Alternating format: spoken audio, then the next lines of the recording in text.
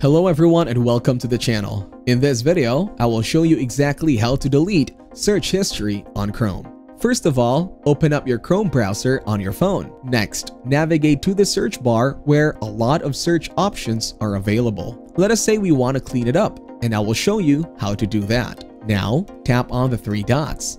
At the bottom right corner, here, tap on the settings option. After that, scroll down, and here, you can see the privacy and security option. So just tap on it. Here, you can see the option clear browsing data. So simply tap on it. After that, select all the available options here, such as browsing history, cached images, and files and cookies, site data. Once done, now click on the clear browsing data option at the bottom. Then again, tap on the clear browsing data option, so your entire search history is now clear. Thank you everyone for watching. Hope you got some value. Make sure to like the video and subscribe to our channel. Leave a comment down below. See you in the next one.